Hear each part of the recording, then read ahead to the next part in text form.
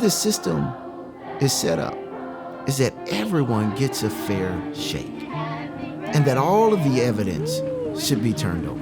History tells us that when you have an overzealous, conviction-driven person who holds the power to go after the conviction, they're not looking at how it's going to affect the accused. They're not looking at Mr. Coones not being able to celebrate birthdays and see grandbabies. They're looking at promotions.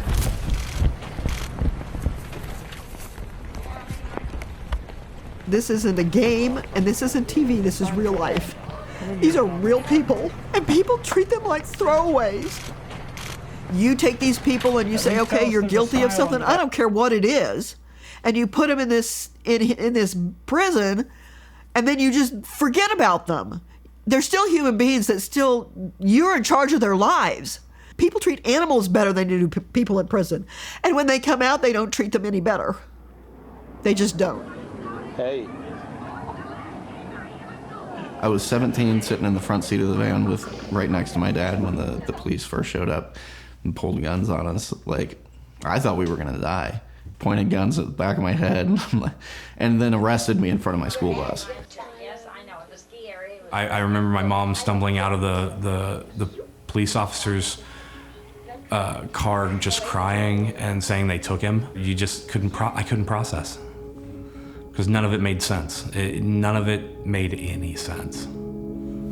I kept telling my family the whole time, don't worry, the system's gonna work. But Pete Coones was convicted of a double murder he didn't do. Kathleen Schroll wasn't a victim, she was the gunman. It was Kathleen's own gun, and it was found near her body. She had the gunshot powder residue on her hands. There is no evidence Pete Coones was there.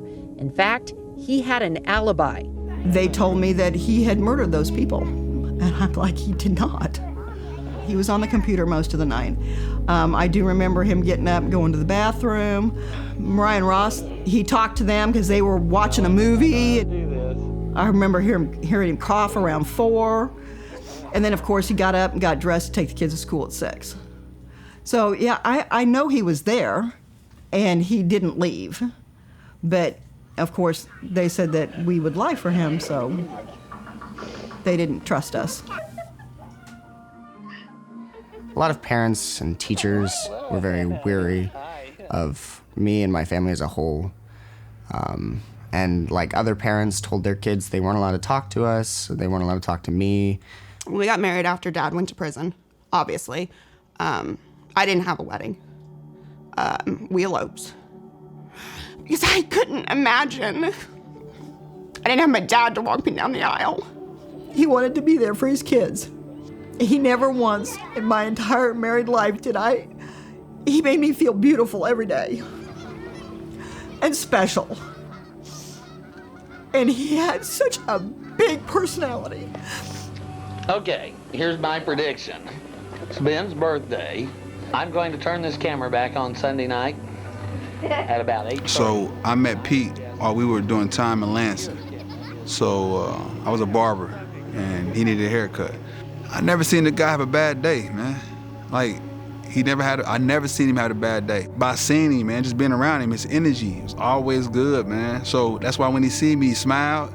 That's the kind of thing I'm talking about. He's like, hey, Muggs, man. It's like, that's who he always was. Every time I saw him, it was that. You don't know who to trust in that kind of situation. So innocent people don't walk around just talking about their cases in that situation. So I'm sure he kept that close to himself. Like I didn't know no better. I was just screaming that stuff when I was a kid. Now, knowing that he was going through that as an innocent person, because I didn't know why we was in prison, because we didn't sit down and talk about, hey, Muggs, you're innocent too, I'm innocent, let's get together and talk about it.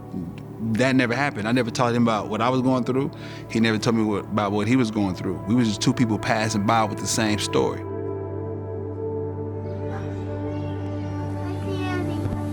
Look at that. Big old dog right there on the screen, right? I hit that one. How are you, buddy?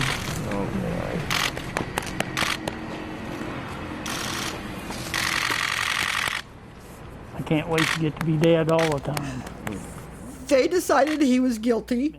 They took him into their custody, and then they didn't even take care of him. They just treated him like he was nothing because he had a physical every year, and they x-rayed his lungs every year. So you can't tell me that they didn't know he was sick. They just didn't care. And then they released him without letting us know how sick he really was.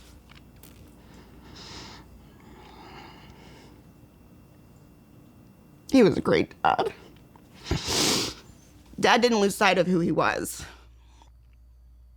Dad pushed us not to lose sight of who we were either. We didn't even discuss it. We didn't even know about it until he got out that they offered him a plea deal if he would just admit that he killed them. If he would just admit that he did it. Dad was willing to die in prison as long as we knew that he was innocent. So we had him for 2 months because I don't count January because the decline was so rapid. And quite frankly, if it hadn't been for Miracle of Innocence, that could have been devastating to us too, because without them, Jeremiah, Ben, and Melanie couldn't come and be with their dad when he died. Not only did they fly us down and get us down there to be there for the end with my dad, but it allowed us to stay and support each other and take some time that we needed because it gave us a chance to just be a family. After the case was done, I had the opportunity to meet his son. And he shook my hand and he said, thanks.